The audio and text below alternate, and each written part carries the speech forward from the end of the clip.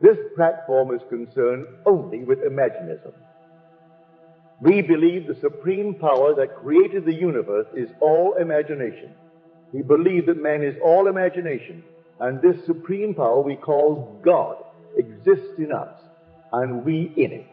That our eternal body is imagination, that is, God Himself. And I mean that literally. So we will turn now to the greatest book in the world, the Bible, which is addressed to the real man, who is all imagination, not to the natural man, or the one you see daily, reflected in the mirror. For, like my Father, I am spirit, and I, the spiritual man, have neither face, form, nor figure. I must come to understand my own invisibility. But when I fully understand that I am awake, but I will express myself in form forever and forever. This universe, vast as it seems, is only a part, for there are worlds within worlds. This platform is to encourage you to test it and create reality. You can create the conditions of your own world. You must realize that if one is a teacher, the responsibility on his shoulders is great. For if I am a teacher, my purpose is to make you see as I see. And to the degree that I can get you to see as I see, I have succeeded in getting my thought across. But if my thought is false, I mislead you, then responsibility is mine. And they said to him, see these great buildings.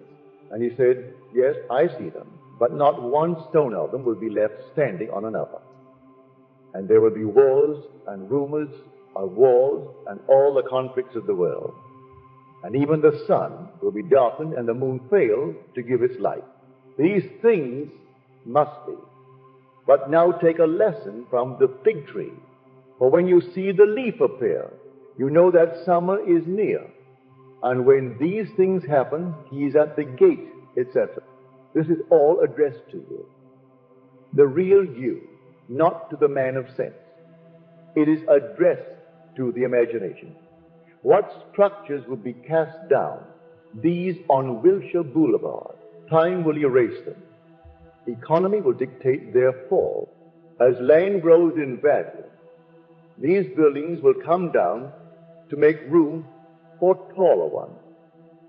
It has nothing to do with the visible world, but all to do with the structure of the mind. Some structures of the mind stand for centuries, but they will finally come down, not collectively, but one by one in the mind of the individual. No matter how close we are as a family, we never awaken together. It is said, the enemies of a man are those of his own household, not his physical household. The conflicts within me are my real family. The whole thing begins within the individual, and the structures by which I live are the sun and moon that guide me. We all live by structures built by other men. No being goes through a university who does not build such structures in his mind in order to get his degree. He passes his examinations on a memory test based on a structure built within himself from the ideas of men who have preceded him. Not one of these from Plato down but has some truth, but not one is completely true. Destroy these buildings and I will rebuild them. Destroy this temple and in 3 days I will rebuild it. And only that picture is true that is built from a vision. For then man does not build it out of theory. All the different teachings of the world are Babel. It means confusion. These are the structures in the mind that must tumble. These must come down in the mind of the individual. And then he will begin to awaken. The other day, my friend Bob Keeler showed me a wonderful letter. A month or so ago, he wrote a letter to Douglas Fawcett, whose concepts I have discussed here. He is now 90, 3 years old, and is a great philosopher. His name is mentioned on all suggested lists of required reading, though he is not always taken seriously. He was a former Dun of Oxford. in answer to Bob's letter, this is the geist of what he said. He told Bob he was very interested. And then he said, I've been fighting for Imaginism since 1916, and all my experiments prior to 1916 I have abandoned as valueless. But since 1916 I have been fighting for Imaginism. Douglas Fawcett came to Imaginism by the way of completely exhausting all the other ideas, including the Germanic ideas of truth. He eliminated them one by actual experiment. They did not fill the bill. And so one after the other, he had to eliminate them and then arrive at Imaginism. He drew on Blake to support this claim. Then he came to the discussion of what Bob had written him about. Bob had sent him 2 of my books, Your Faith is Your Fortune, An Awakened Imagination, and explained my teaching of revision, and said that people change their whole lives, sometimes revising an incident that had taken place in childhood. You can go back as far as you were able to remember, and you change that image that has been supporting a physical state by memory. What Fawcett wrote to Bob about this was very flattering. He said, we should consider the revisionary aspect of Imaginism as that given by the Divine Society. And I suggest that you read the last chapter of my Oberlin Dialogue. He suggests that the Divine Society is way beyond this terrain world, and it consists of men who have become gods. And he feels such a wider outlook and such a revolutionary aspect of life must have come through that Divine Society. I know it, and I know there are those who form that great body of awakened individuals. They are individualized centers of imagining, and one day all will enter that state, for there is no limit to the expansion of man. From that Divine Society come the ideas that show man what he is capable of doing on this sphere. You revise an incident of day and relive it as you wanted it. And you persuade yourself that what you wanted took place. You do it over and over until it becomes real, vividly real, and fills your mind in place of the unlovely happening. And revision results in repeal. So the thing you have been keeping alive will now change according to the revised image. You will then discover that imagination creates reality. But from now on, we will weave in our vision so as to give offense to no one, nor will any be led to believe that this is an arrogant platform. A lady told me this story.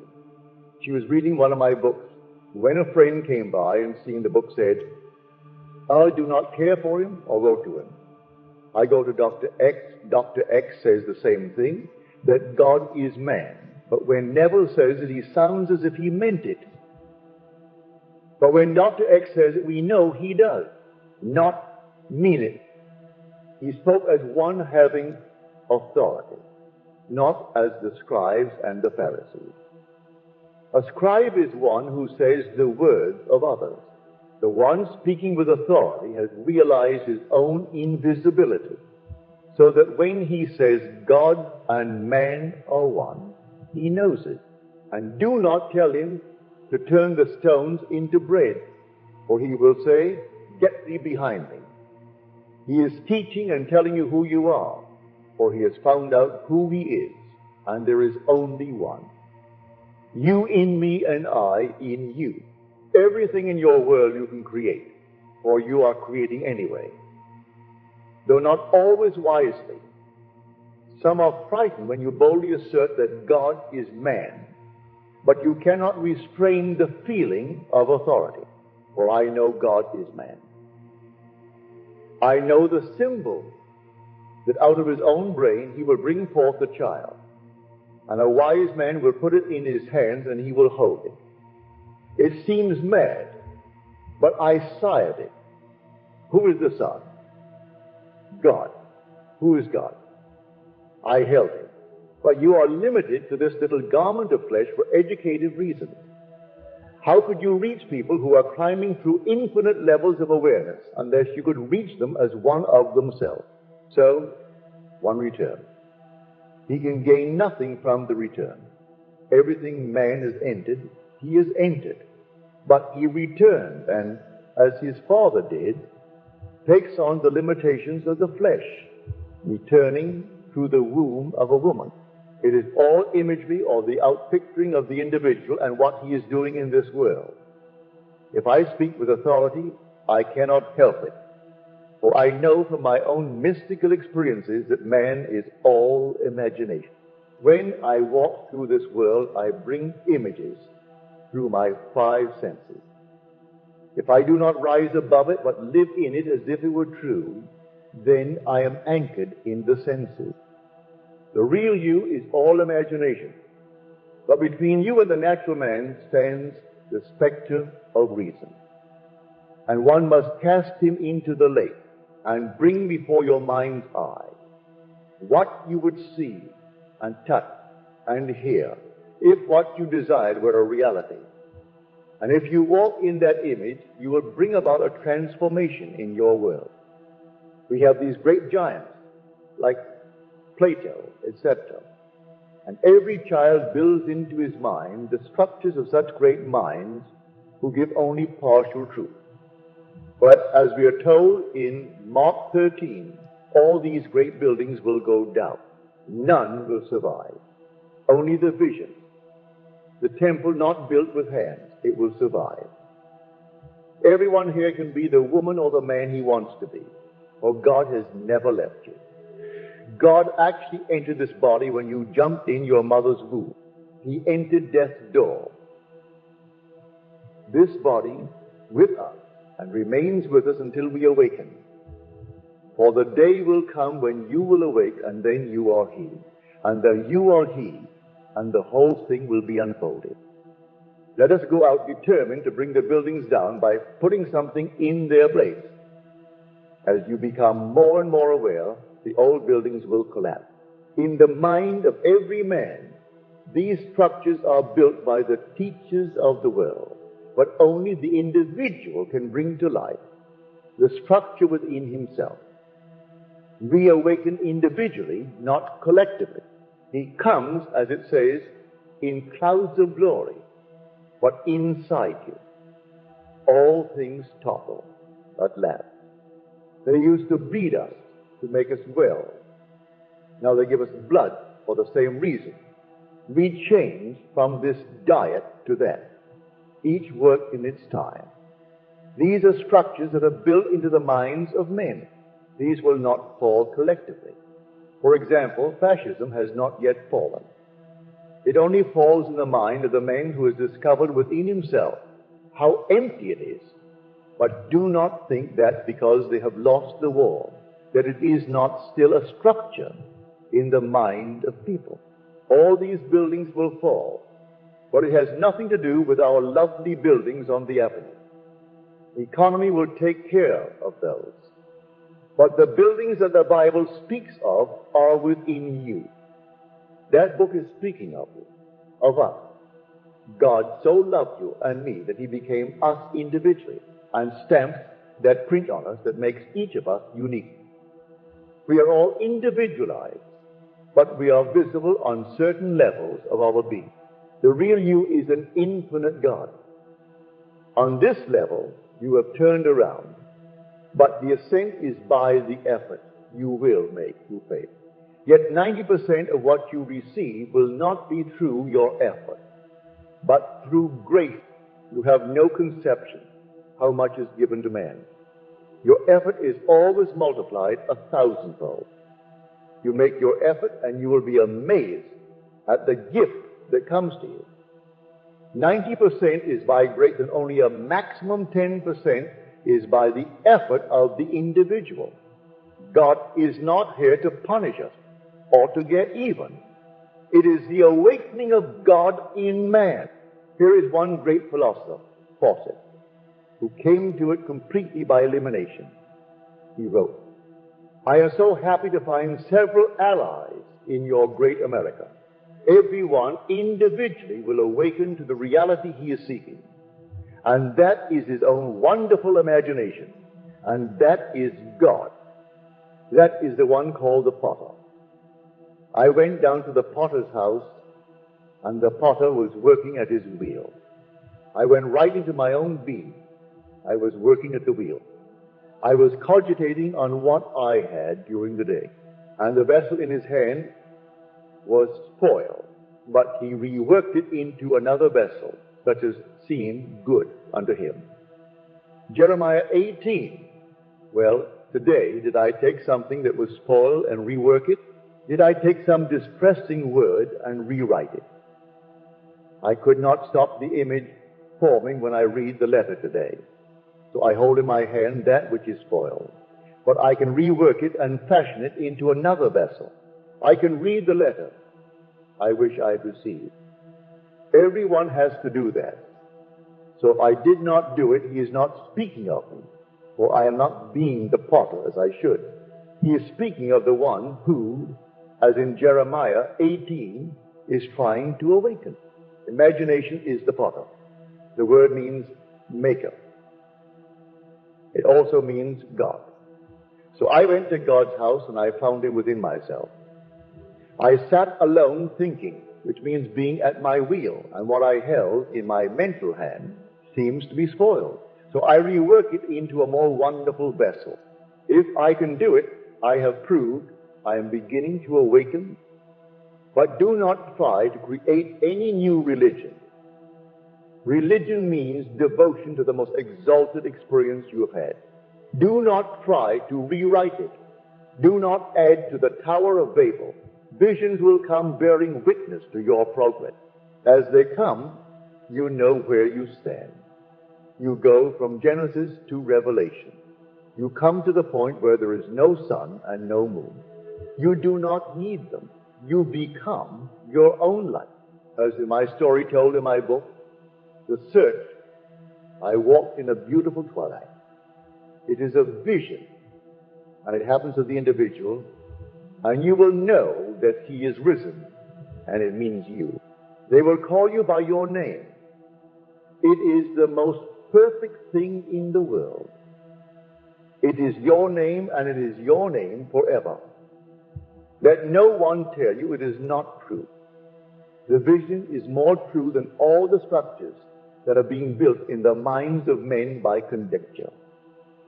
Then when you reach the final vision, you will enter that state of perfection that was yours before the world was.